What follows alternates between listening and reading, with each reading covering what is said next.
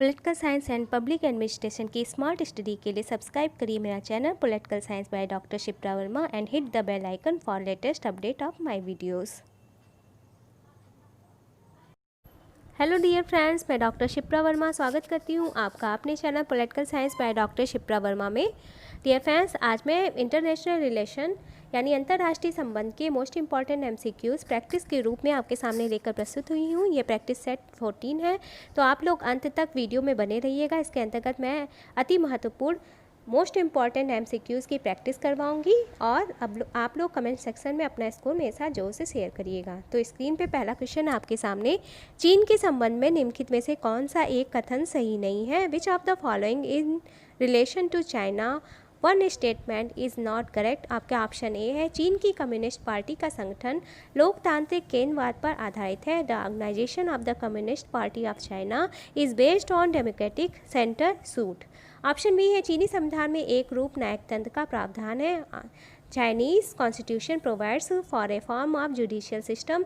Option C है, Mao के नव लोकतंत्र के प्रतियों को क्रियान्वित किया गया है। Mao's new democracy suffixes have been implemented. Option D है, चीनी सदन में द्विसदन का प्रावधान है। There is a provision for bicameral in the Chinese house. आपको बताना है ये जो चार कथन दिए गए हैं चीन के संबंध में कौन सा एक कथन इन चारों कथन में से सही नहीं है? क्या ये ऑप्शन ए है, क्या ये ऑप्शन बी है, क्या ये ऑप्शन सी है और क्या ये ऑप्शन डी है?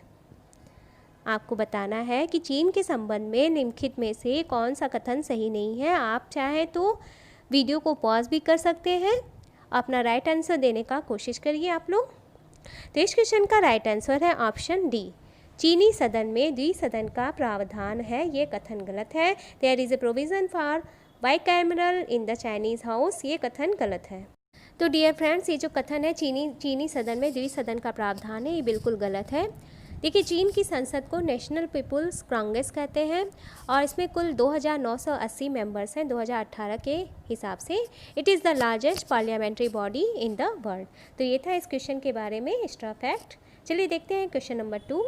क्वेश्चन नंबर 2 है आपके सामने स्क्रीन पर, अंतर्राष्ट्रीय राजनीति के अध्ययन का महत्व किस प्रकार दर्शाया जाता है? How is the importance of the study of international politics shown? आपका ऑप्शन है ऑप्शन ए, अंतर्राष्ट्रीय समस्याओं का समाधान खोजती है। Find solution to international problems. Option B है, यह विश्व शांति का आधार तैयार करती है। It forms the basis of world peace. Option C है, यह विश्व राजनीति के आधार तत्व से परिचय कराती है। It introduces the basis and element of the world politics. Option D है, यह शक्ति संघर्ष की राजनीति का अध्ययन नहीं करती है। This power does not study the politics of struggle. आपको बताना है कि इन ऑप्शन में से कौन सा ऑप्शन सही है। क्या ऑप्शन ए सही है, क्या ऑप्शन बी सही है, क्या ऑप्शन सी सही है या फिर ऑप्शन डी सही है? आपको इन ऑप्शन में से बताना है कि अंतर्राष्ट्रीय के राजनीति के अध्ययन का महत्व किस प्रकार दर्शाया जाता है। तो इस क्वेश्चन का राइट आंसर है ऑप्शन डी, यह शक्ति संघर्ष की राजनीति का अध्ययन नहीं करती है। यानी इसका संबंध शक्ति संघर्ष की राजनीति का अध्ययन करना नहीं है, बल्कि यह अंतर्राष्ट्रीय समस्याओं के समाधान को खोजती है।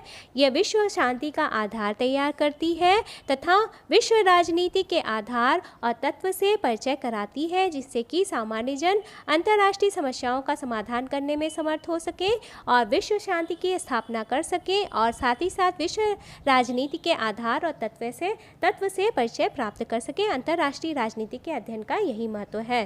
ठीक है, चलिए देखते हैं नेक्स्ट क्वेश्चन।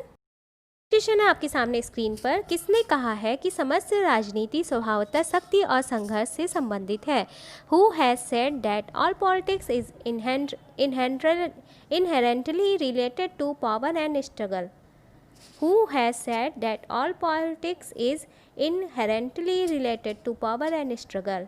किसने कहा है कि समस्त राजनीति स्वभावतः शक्ति और संघर्ष से संबंधित है? आपका ऑप्शन ए है जॉर्ज कैटलिन, ऑप्शन बी है डेविड स्टर्न, ऑप्शन सी है टी ब्रेनन और ऑप्शन डी है रफेल। आपको बताना है कि इन चारों ऑप्शन में से कौन से विचारक थे जिनका कहना था कि जो समस्त राजनीति है वह सौहार्द, शक्ति और संघर्ष से संबंधित है। तो इस क्वेश्चन का राइट आंसर है ऑप्शन ए। जॉर्ज कैटलिन का कहना था कि समस्त राजनीति जो है वो सौहार्द, शक्ति और संघर्ष से संबंधित है, यानी कि जो अंतर्राष्ट्रीय राजनीति है उसका संबंध सिर्फ और सिर्फ पावर से है और स्ट्रगल से है। ये इसी के इर्द गिर्द इसके चारों ओर ही घूमती है अंतर्राष्ट्रीय राजनीति और इसका अध्ययन का विषय। चलिए देखते हैं नेक्स्ट क्वेश्चन। फोर्थ क्वेश्चन है आपके सामने स्क्रीन पर। अंतर्राष्ट्रीय राजनीति के विकास का चतुर्थ चरण कब आया? When did the fourth phase of the development of international politics come? आपके ऑप्शन है आफ्टर ईयर 1919 यानी 1919 के बाद। ऑप्शन बी है आफ्टर ईयर 1935 यानी वर्ष 1935 के बाद। ऑप्शन सी है आफ्टर ईयर 1940 यानी वर्ष 1940 के बाद। एंड ऑप्शन डी है आफ्टर ईयर 1945 यानी वर्ष 1945 के बाद। आपको बताना है कि जो अंतर्राष्ट्रीय राजनीति के विकास का चतुर्थ चरण था वो कब आया अस्तित्व में? When did the fourth phase of the development of international politics come? अपना समय आप लोग ले लीजिए और कमेंट करके मुझे अपना स्कोर ज़रूर से बताया करिए और मेरे साथ ही साथ आप लोग क्वेश्चन का आंसर कमेंट करने की कोशिश किया करिए। तो डियर फ्रेंड्स, इस क्वेश्चन का राइट आंसर है आफ्टर ईयर 1945 यानी वर्ष 1945 के बाद अंतर्राष्ट्रीय राजनीति के विकास का चतुर्थ चरण सामने आया।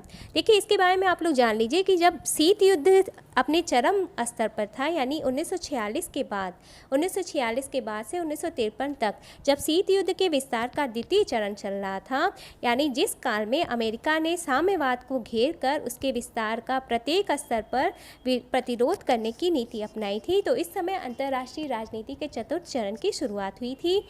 और ये एक ऐसा समय था जब शीत युद्ध में वृद्धि के लिए कई प्रमुख घटनाएं घटित हुई थीं, जैसे चर्चिल का फुलतल भाषण, मार्शल योजना, जर्मनी का विभाजन, चीन में साम्यवादी शासन की स्थापना, अमेरिका द्वारा जापान के साथ संधि को स्थापित करना, ट्रूमैन सिद्धांत, बर्लिन की नाकाबंदी और नाटो की स्थापना हुई थी इसी दौरान, और कोरिया युद्ध भी इसी दौरान हुआ था। तो इसी समय अंतर्राष्ट्रीय राजनीति के विकास का चतुर्थ चरण अस्तित्व में आया था यानी आफ्टर ईयर 1945।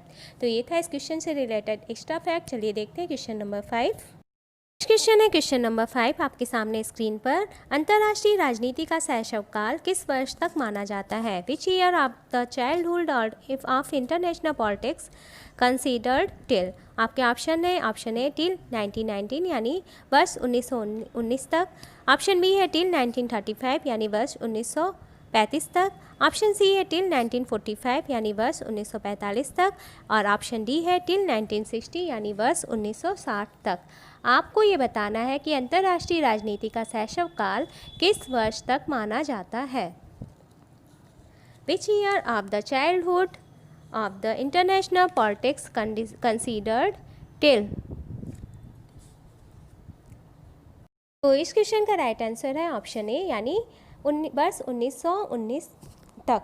देखिए, अमेरिकी विद्वान हाल थे और फ्रेंच विद्वान आंद्रे फोन्ते वो ये मानते हैं कि अंतर्राष्ट्रीय राजनीति का शैशवकाल वर्ष 1919 तक ही था, क्योंकि उनका मानना था कि जब वर्ष 1917 में बोल्शेविक क्रांति प्रारंभ हुई, जिस समय राज्य शक्ति के नए स्वरूप का उद्भव हुआ, यानी जब राज्य शक्ति के नए स्वरूप की शुरुआत हुई और उस दौरान जो सामाजिक आर्थिक विकास का वैकल्पिक रूप सामने आया, तो उसी समय से जब रूस में बोल्शेविक क्रांति का प्रारंभ हुआ था, तो उस समय अंतर्राष्ट्रीय राजनीति का ये प्रारंभ हुआ था, अंतर्राष्ट्रीय राजनीति का विकास शुरू हुआ था, यानी कि उस समय इसकी शैशव अवस्था थी।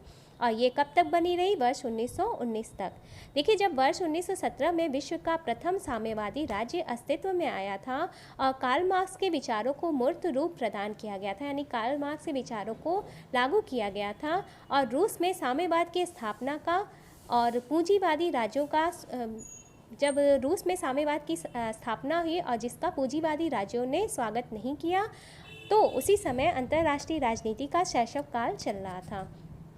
बाद में जब शीत युद्ध ने अपना उग्र रूप धारण किया और सोवियत रूप, उस समय सोवियत रूस कैसा था, एक निर्बल राष्ट्र था, और दूसरी ओर जो पूंजीवादी राज्य थे जैसे कि ब्रिटेन, अमेरिका अत्यंत शक्तिशाली राष्ट्र थे।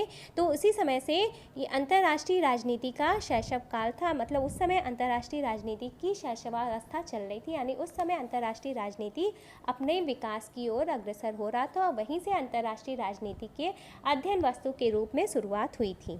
चलिए देखते हैं नेक्स्ट क्वेश्चन। क्वेश्चन नंबर 6 है आपके सामने स्क्रीन पर। The university teaching of science and international relations किसकी रचना है? The university teaching of science and international relation whose creation? आपके ऑप्शन है option A for, option B Manning, option C Cornell and option D Burton.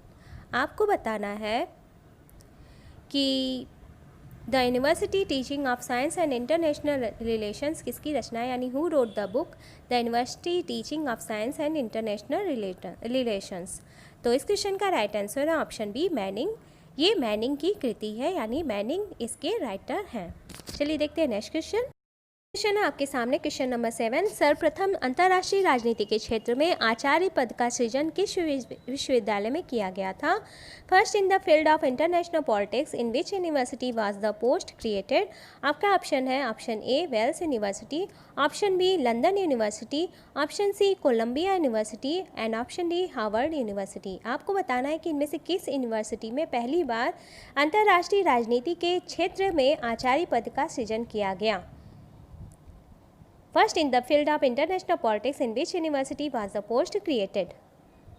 क्या ये Wales university है, क्या ये लंदन यूनिवर्सिटी है, क्या ये कोलंबिया यूनिवर्सिटी है, या क्या ये हार्वर्ड यूनिवर्सिटी है? तो देख लीजिए आप लोग, बताइए इस क्वेश्चन का राइट आंसर क्या होगा। तो इस क्वेश्चन का राइट आंसर है ऑप्शन ए वेल्स यूनिवर्सिटी। देखिए ईयर 1919 में यानी वर्ष 1919 में वेल्स यूनिवर्सिटी में अंतर्राष्ट्रीय राजनीति के पहले आचार्य पद को सुशोभित करने वाले इतिहास के सुप्रसिद्ध विद्वान थे अल्फ्रेड जीमन। यानी अंतर्राष्ट्रीय राजनीति में के अध्ययन विषय के रूप में जब इसकी शुरुआत हुई थी तो इसके पहले आचार्य पद को सुशोभित करने वाले जो ये विद्वान थे वो उनका नाम था अल्फ्रेड जीमन।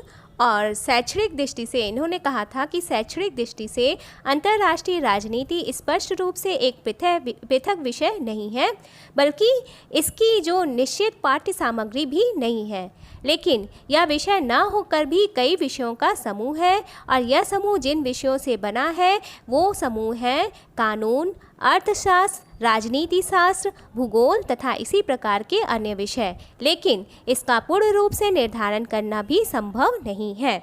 तो यहाँ पे एक फैक्ट आपके लिए जो इम्पॉर्टेंट हो जा रहा है वो है कि अंतर्राष्ट्रीय राजनीति में पहले आचार्य पद की शुरुआत हुई थी वेल्स यूनिवर्सिटी में, और इस पद को सुशोभित करने वाले पहले विद्वान विचारक थे अल्फ्रेड जीमन। तो ये था इस क्वेश्चन से रिलेटेड एक्स्ट्रा फैक्ट। चलिए देखते हैं नेक्स्ट क्वेश्चन।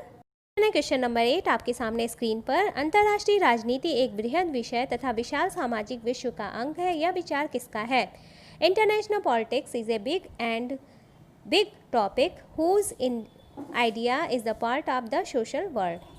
आपको बताना है कि अंतर्राष्ट्रीय राजनीति एक बेहद विषय है तथा एक विशाल सामाजिक विश्व का अंग है, यह किस विचारक का कहना था?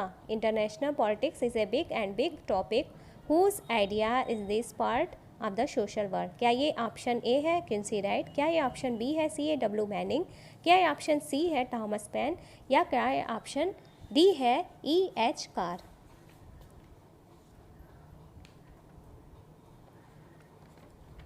तो डियर फ्रेंड्स इस क्वेश्चन का राइट आंसर है ऑप्शन बी C.A.W. मैनिंग का कहना था कि अंतर्राष्ट्रीय राजनीति एक बेहद विषय है और ये विशाल सामाजिक विश्व का अंग है।